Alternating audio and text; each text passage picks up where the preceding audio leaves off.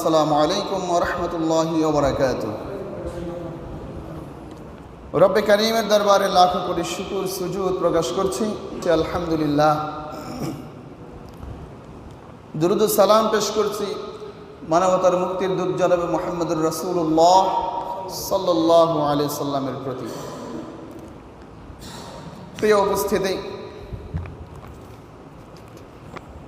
কালামে হাকিমের সূরা হুদের ৬৯ নং আয়াত তেলাওয়াত করেছিলাম।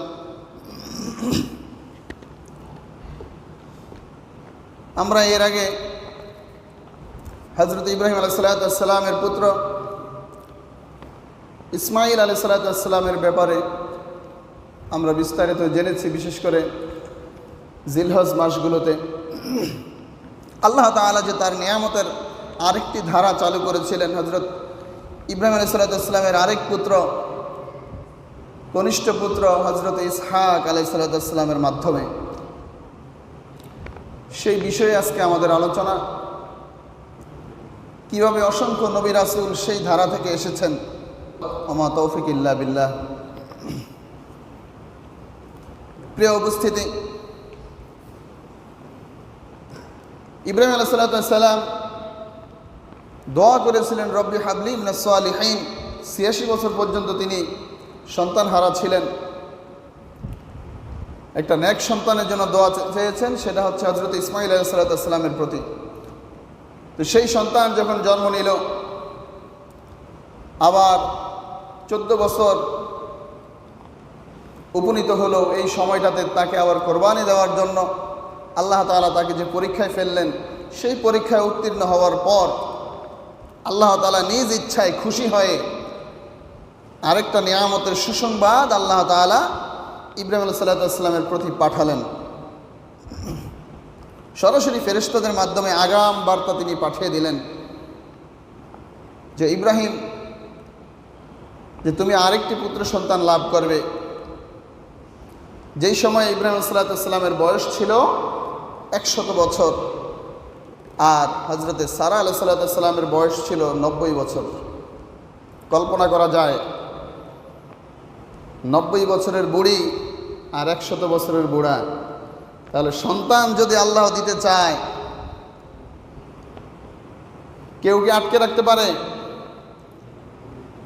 আজকে অনেকে সন্তানের জন্য দিশেহারা হয়ে যায়, বিভিন্ন বাজারে মাজারে বিভিন্ন জায়গায় গিয়ে মানত করে। অথচ আল্লাহ তাআলা যাকে ইচ্ছা তাকে এমন দেরিতে হলেও দিতে পারেন, আবার অনেক দ্রুত দিতে পারেন। যাকে ইচ্ছা তাকে পুত্র সন্তান দিতে পারেন, যাকে ইচ্ছা কন্যা সন্তান দিতে পারেন, যাকে ইচ্ছা পুত্র কন্যা একসাথে দিতে পারেন, আবার যাকে ইচ্ছা কোনোটাই দেন না, বন্দা বানান। সবই আল্লাহ তাআলার ইচ্ছা। কাজেই ফেরেশতাদেরকে পাঠালেন, সেই বিষয়টি আল্লাহ তাআলা খুবই চমৎকারভাবে কোরআনের এই সূরা হুদের মধ্যে বর্ণনা করলেন। আমরা কোরআনের দিকে যদি ফিরে যাই, আল্লাহ রাব্বুল আলামিন ইজ্জাতুল জালাল সূরা হুদের ৬৯ নং আয়াতে আল্লাহ তাআলা ঘোষণা করলেন, ওয়ালাকাদ জাআত রুসুলুনা ইব্রাহিম বিল বুশরা ক্বালু সালামা। আর স্মরণ করুন সেই সময়ের কথা যখন আমার ফেরেশতাগণ ইব্রাহিমের প্রতি সালাম নিয়ে গিয়েছিল, সুসংবাদ নিয়ে গিয়েছিল। আমার প্রেরিত ফেরেশতাগণ যখন মানুষের বেশ ধরে হযরত ইব্রাহিম আলাইহিস সালামের কাছে সুসংবাদ নিয়ে গিয়েছে, তারা তাকে সালাম দিয়েছে। قال سلام فما لبث أن جاء بعجل حنيذ। তার বিনিময়ে, সালামের বিনিময়ে ইব্রাহিম আলাইহিস সালাম বিনিময় করলেন। সালামের বিনিময়ে সালাম, শান্তির বিনিময়ে শান্তি বিনিময় করলেন ফেরেশতাদের সাথে। তখনও তিনি বুঝতে পারেন নাই যে তারা ফেরেশতা, মানব রূপে আবির্ভূত হয়েছেন। তো ইব্রাহিম আলাইহিস সালামের বৈশিষ্ট্য ছিল তিনি মেহমানদারি, প্রতিদিন কারো না কারো মেহমানদারি তার করতেই হতো। তিনি মেহমানদারি করার জন্য খুব উদ্গ্রীব ছিলেন, এই একটা গুণ তার ছিল। তো সেদিনও তাদেরকে মেহমান মনে করে, কোনো একদল পথিক মেহমান মনে করে তিনি তাদের সামনে যা ছিল, ফামা লাবিসা আন জাআ বিউজলিন হানিজ, একটা গো বাছুর অর্থাৎ ছোট একটা গরু, সেটাকে গ্রিল করে ভুনা করে নিয়ে আসলেন তাদের সামনে হাদিয়া হিসেবে, আপ্যায়নের জন্য।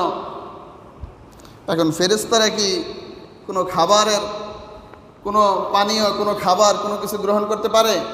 দীর্ঘক্ষণ হয়ে গেছে, সেই খাবারে হাত স্পর্শ করে না, খাবার খায় না।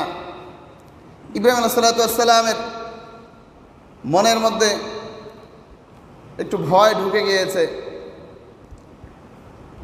যে খায় না কেন, একটু ভয় ঢুকে গিয়েছে। অন্যরকম মনে হচ্ছে তার কাছে বিষয়টা, কারণ ওই সময় ডাকাতের প্রকট ছিল, দলে দলে মানুষ ছদ্মবেশে এসে বাড়িতে এসে ডাকাতি করত, এমন দস্যু বৃত্তিও ছিল এলাকায়। একটু ঘাবড়ে গিয়েছিলেন। তো সেই বিষয়টা আল্লাহ তাআলা বললেন, فَلَمَّا رَأَى أَيْدِيَهُمْ لَا تَصِلُ إِلَيْهِ نَكِرَهُمْ وَأَوْجَسَ مِنْهُمْ خِيفَةً। যখন ইব্রাহিম আলাইহিস সালাম দেখলেন তারা সেই খাবারে হাত দেয় না, সেই খাবার গ্রহণ করে না, তার কাছে একটু অন্যমনস্ক মনে হলো, অন্যরকম মনে হলো। মনে মনে তিনি একটু ভীত হলেন। এই বিষয়টা যখন ফেরেশতারা উপলব্ধি করতে পারলো, বুঝতে পারলো, ক্বালু লা তাখাফ, তারা তাকে অভয় বাণী শোনালো। তারা তাকে অভয় দিয়ে বলল, ইন্না উরসিলনা ইলা কওমি লূত।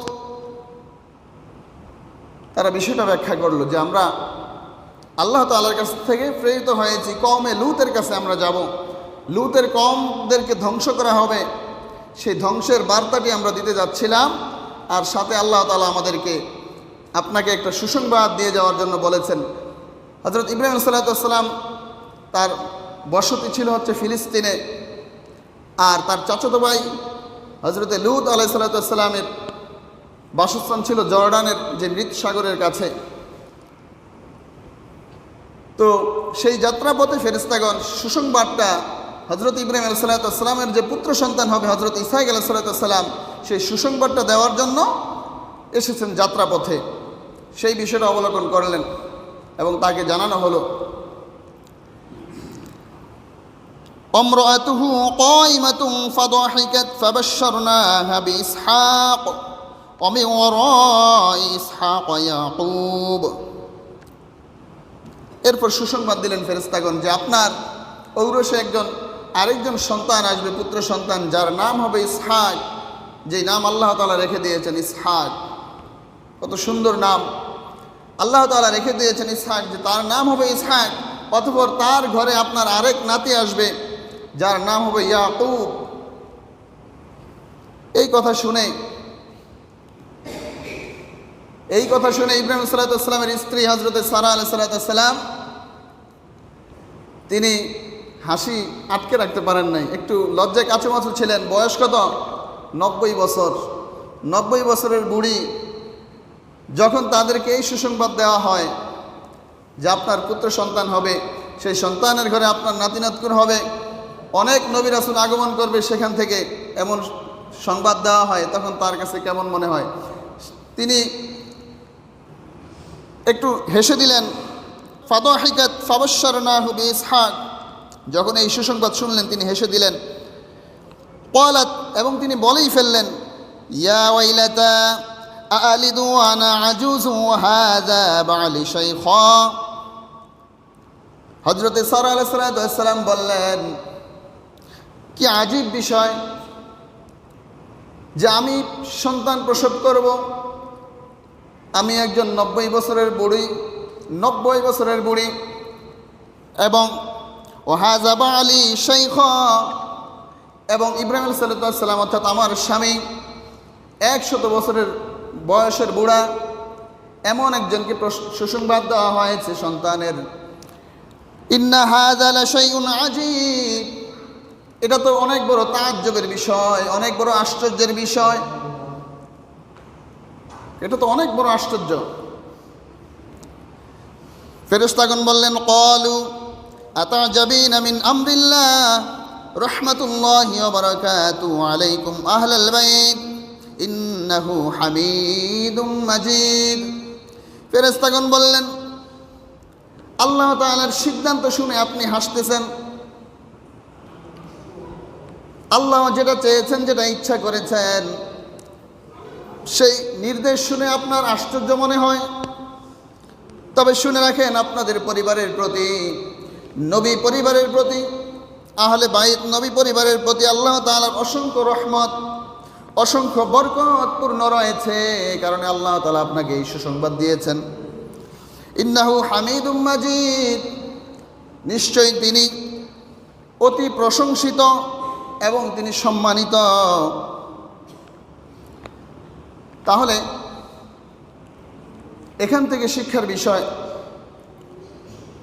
যে আল্লাহ তাআলা যা চান, যা ইচ্ছা করেন তাই তিনি করতে পারেন। যে 90 বছর বয়স, 100 বছর বয়সও যে সন্তান তিনি দিতে পারেন, এই সক্ষমতা আল্লাহর যে আছে, এটা হচ্ছে তার প্রমাণ। পিতা ছাড়া সন্তান দিতে পারেন, তার প্রমাণ তো আমরা দেখেছি। পিতামাতা ছাড়া হযরত আদম আলাইহিস সালামকে দিয়েছেন, আবার পিতা ছাড়া সন্তান দিয়েছেন হযরতে ঈসা আলাইহিস সালামকে। অর্থাৎ আল্লাহ তাআলার নিদর্শন এগুলো। প্রিয় উপস্থিতি, তো এই দুই সন্তানের ব্যাপারে আল্লাহ তাআলা কোরআনে কারিমে এই 3 স্তর, ইব্রাহিম, ইসহাক, ইয়াকুব, 3টা স্তরের কথা অনেক জায়গায় বর্ণনা করেছেন।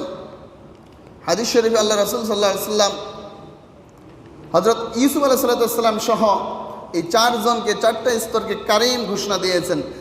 যে কারিম ইবনুল কারিম ইবনুল কারিম, অর্থাৎ ইউসুফ ইবনে ইয়াকুব ইবনে ইসহাক ইবনে ইব্রাহিম,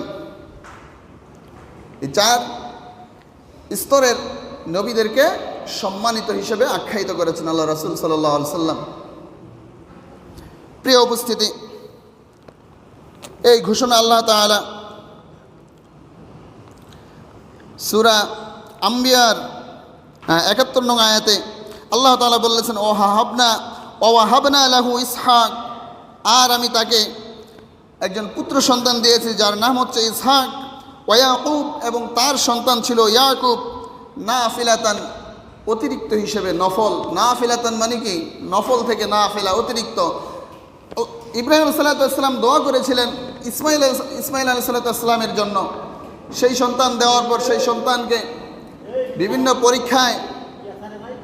পরীক্ষায় উত্তীর্ণ হওয়ার পর আল্লাহ তাআলা খুশি হয়ে আবার অতিরিক্ত হিসেবে এই সন্তান দান করেছেন। এবং এই সন্তানের গোত্র থেকে যে সন্তানরা এসেছে, পরবর্তীতে নবী পয়গম্বরের আগমন ঘটেছে। গভীর মনোযোগ।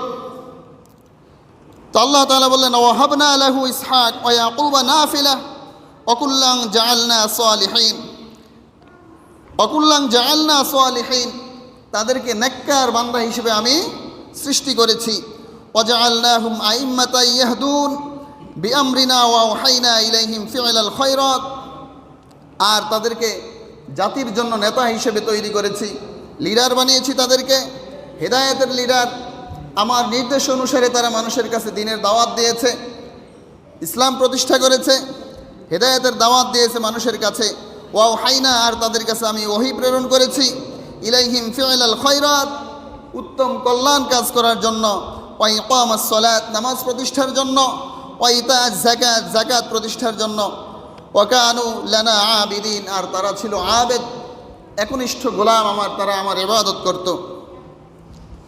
তাহলে এই 3 জন নবীকে আল্লাহ তাআলা কোরআনের অসংখ্য জায়গায় ইব্রাহিম, ইসহাক, ইয়াকুব একত্রে বর্ণনা করেছেন। সেই ইসহাক আলাইহিস সালামের ব্যাপারে, তার সন্তানদের ব্যাপারে কিছু বিষয় বর্ণনা রয়েছে। বিশেষ করে হযরত ইয়াকুব আলাইহিস সালাম এবং তার আরেক ভাই হযরতে ঈস, যাকে ঈস বলা হতো, যাকে ঈসা আলাইহিস সালাম, তারা এই 2 ভাই ছিলেন যে রুফাকার গর্ভে হযরত ঈসা আলাইহিস সালামের শেষ বয়সের দিকে এই দুই সন্তানের জন্ম। হযরত ঈসা আলাইহিস সালাম বড় সন্তান, হযরত ঈসাকে বেশি ভালোবাসতেন। পক্ষান্তরে তার স্ত্রী রুফাকা ছোট সন্তান হযরত ইয়াকুব আলাইহিস সালামকে বেশি ভালোবাসতেন। বয়োবৃদ্ধের কারণে একটা সময় গিয়ে তিনি চোখের দৃষ্টি হারালেন, চোখে তিনি দেখতে পান না। এমন এক সময়ে তিনি তার বড় পুত্র হযরত ঈসা আলাইহিস সালামকে বললেন যে, হে ঈসা, আমার জন্য এমন কিছু ভালো খাবারের ব্যবস্থা করো। ঈসা পশু শিকারে অভ্যস্ত ছিল, তার শিকারের নিশানা খুব তীক্ষ্ণ ছিল। তো তাকে শিকার করে ভালো খাবারের ব্যবস্থা করার কথা বলেছিলেন, তার জন্য প্রাণ ভরে তিনি দোয়া করবেন। তো ছুটে গেলেন, জঙ্গলে ছুটে গেলেন তিনি শিকারের জন্য। ইতিমধ্যে ছোট ছেলে হযরত ইয়াকুব আলাইহিস সালাম মায়ের পরামর্শে দুটা মেষ জবাই করে খুব সুন্দরভাবে সুস্বাদু করে রান্না করে বাবার কাছে নিয়ে আসলেন। সেই খাবার খেয়ে তিনি তাকে মনে করলেন তিনি তার বড় সন্তান এবং কিছু কৌশল অবলম্বন করলেন। ঘটনাগুলোতে এসেছে এভাবে যে ঈসার হাতে পশম ছিল বড় বড়, তো সেই বকরির পশম, সেই চামড়া তার হাতে জুড়ে দেওয়া হয়েছিল। এই হাত যখন স্পর্শ করলেন তিনি বুঝতে পারলেন যে এটা ঈসাই হবে, কিন্তু কণ্ঠ শুনে মনে করলেন যে না, এটা ইয়াকুব। তারপরেও তিনি তাকে জড়িয়ে ধরে প্রাণ ভরে দোয়া করলেন এবং তার বেলায়েতের উত্তরাধিকারী যাতে আল্লাহ তাআলা তাকে বানান, অর্থাৎ নবুয়তের দাবিদার নবী হিসেবে যাতে আল্লাহ তাআলা তাকে কবুল করেন, তার বংশে যাতে অসংখ্য সন্তানাদি থাকে, সেই দোয়া ইয়াকুব আলাইহিস সালাম আল্লাহ তাআলার কাছে করে দেন। এরপর কিছুক্ষণ পর তার বড় সন্তান ঈস শিকার করে সেই পশুর গোশত ভালোভাবে রান্না করে নিয়ে আসলেন। বিষয়টা যখন অবলোকন করলেন তিনি বললেন, একটু আগেই তো আমি তোমার জন্য দোয়া করে দিয়েছি, আবার কেন এসেছ? এই বিষয়টা যখন তিনি জানলেন, বুঝতে পারলেন যে আসলে ছোট ভাই ইয়াকুব যে তার বরকতের দোয়া পাওয়ার জন্য এই কাজ করেছে, আগে আগে বাবার দোয়া নিয়ে গেছে। তো ইয়াকুব আলাইহিস সালাম তার জন্য দোয়া করলেন, তবে তার জন্য এমন দোয়া করলেন যাতে তার সন্তানরা কখনো রিজিকের অভাব না পায়, তার যে ভূমি, চরণভূমি, সেটা যাতে ফসল ফলাদিতে পূর্ণ থাকে, সেই দোয়া তার জন্য করলেন। নবী হওয়ার দোয়া আর তিনি করলেন না, কারণ আগে যে দোয়া করেছিলেন সেই দোয়া আল্লাহ তাআলা কবুল করে নিয়েছেন। প্রিয় উপস্থিতি, এই ঘটনায় বড় ভাই ছোট ভাইয়ের উপর ক্রোধান্বিত হয়ে গেল। এক পর্যায়ে তাকে হত্যা করার সিদ্ধান্ত নিল, ঘোষণা দিল যে তাকে হত্যা করবে। এরপর মায়ের পরামর্শে, রুফাকার পরামর্শে ছোট ভাই ইয়াকুব বাবার কাছ থেকে বিদায় নিয়ে মামার বাড়ি রওনা হলো। মামার নাম হচ্ছে লাবান। যে হারান নামক স্থানে তার মামার বাড়ি ছিল, সেখানে চলে গেলেন। যাওয়ার সময় তার মা বলে দিয়েছেন যে যদি পারো, তার মামাতো বোন ছিল দুইটা, যে একটাকে বিয়ে করে নিও, সেখানে বসতি স্থাপন করো, এখানে আসার প্রয়োজন নাই। তিনি চলে গেলেন। যাত্রাপথে হযরত ইয়াকুব আলাইহিস সালাম যেতে যেতে এমন একটি স্থানে সন্ধ্যা ঘনিয়ে আসলো, রাত্র হয়ে গেল। তিনি একটি পাথরের উপর মাথা দিয়ে ঘুমালেন। ঘুমের ঘরে তিনি এমন একটা স্বপ্ন দেখলেন, যেই স্বপ্নের মধ্যে তিনি দেখতে পেলেন যে স্থানে তিনি ঘুমিয়ে আছেন ওই স্থান থেকে আসমান বরাবর একটি সিঁড়ি নেমে গেল, যেই সিঁড়িতে ফেরেশতাগণ হাঁটাচলা করতেছে আর তাকে সুসংবাদ দিচ্ছে যে আল্লাহ তাআলা তাকে নবী হিসেবে কবুল করেছেন, তাকে নবী বানাবেন, সেই ভূমিটাকে তার জন্য করে দিবেন এবং তার অনেক সন্তান সন্ততি হবে, এই ঘরে অনেক অসংখ্য নবী রাসূল আসবে। এমন সুসংবাদ দেওয়ার পর যখন স্বপ্ন ভেঙে গেল, তিনি একটা মানত করলেন আল্লাহর নামে। কার নামে? তাহলে মানত করা যাবে কার নামে? আল্লাহর নামে। কোনো গায়রুল্লাহর নামে মানত করা যাবে না। তো আল্লাহর নামে তিনি একটি মানত করলেন যে আল্লাহ, আমি যদি আমার পিতৃভূমিতে নিরাপদে যদি ফিরে যেতে পারি, তবে আমি এই স্থানে একটি ইবাদত গৃহ, একটা মসজিদ বানাবো। আর আমার রোজগারের যেই অংশ আছে, আমি যে সম্পদ আমার রয়েছে, আমি যে উপার্জন করি তার 1/10, 10 ভাগের 1 ভাগ আমি আল্লাহর রাস্তায় দান করব। এই মানত করে তিনি চলে গেলেন তার মামার বাড়ি। সেখানে গিয়ে লাবানের বাড়িতে যখন গেলেন, লাবানের দুই কন্যা ছিল। বড় মেয়ের নাম ছিল লাইয়া এবং ছোট মেয়ের নাম ছিল রাহিল। রাহিল দেখতে বেশ সুন্দরী ছিল, আবেদা ছিল, অনেক ইবাদতকারী, ফরেজগার বেশি ছিল। তো তিনি ছোট মেয়েকে তার সাথে বিবাহের জন্য প্রস্তাব করলেন। প্রস্তাব অনুযায়ী মামা লাবান তাকে বলল 7 বছর তার মেষগুলো চড়াতে হবে। মেয়েকে পাওয়ার জন্য 7 বছর পশু চড়াতে হবে। তাহলে 1 বছর নয়, 2 বছর নয়, 7 বছর তিনি সেখানে পশুচরণ করলেন, তার মেষগুলো প্রতিপালন করলেন। এতে লাবানের যেই মেষের পাল, ভেড়ার পাল, বকরির পাল অনেক বেড়ে গেল, তার অনেক লাভবান হলো সে। 7 বছর পর সে বিয়ে দিল, কিন্তু বাসর ঘরে গিয়ে দেখে বড় মেয়ে এটা, ছোট মেয়ে না। যেই মেয়েকে তিনি চেয়েছেন রাহিলকে, মেয়ে পাল্টাইয়া দিছে। মেয়ে হচ্ছে বড় মেয়ে লাইয়া। এই ধরনের কাহিনী আমাদের সমাজে আছে না নাই? এখনো আছে অনেক জায়গায়। একটাকে দেখায়া আর একটা দিয়ে দেয়। তো তিনি নবী, তিনি তো আগে থেকে দেখেন নাই, শুনেছেন, কিন্তু গিয়ে আর মিলাতে পারেন নাই। এখন প্রশ্ন করলেন যে মামা, আমার সাথে তো প্রতারণা করা হলো। মামা বললেন, আমাদের এই এলাকার কোনো নিয়ম কানুন নাই যে বড় মেয়েকে রেখে ছোট মেয়েকে আগে পাত্রস্থ করা, আগে বিয়ে দেওয়া। যদি ছোট মেয়েকে বিয়ে করতে হয়, আরও 7 বছর আমার পশুপালন করো, মেষ চড়াও, আমার রাখাল হিসেবে কাজ করো। ওই শরীয়তে, তখনকার শরীয়তে 2 বোনকে, সহোদর বোনকে একত্রে বিয়ে করা জায়েজ ছিল। এটা মুসা আলাইহিস সালামের সময় আবার এটা রহিত করে দিয়েছেন, আল্লাহ তাআলা উঠিয়ে দিয়েছেন। তাওরাতে আয়াতের মাধ্যমে আল্লাহ তাআলা এটা নিষেধ করে দিয়েছেন। কিন্তু হযরত ইয়াকুব আলাইহিস সালামের সময়ে এটা বৈধ ছিল।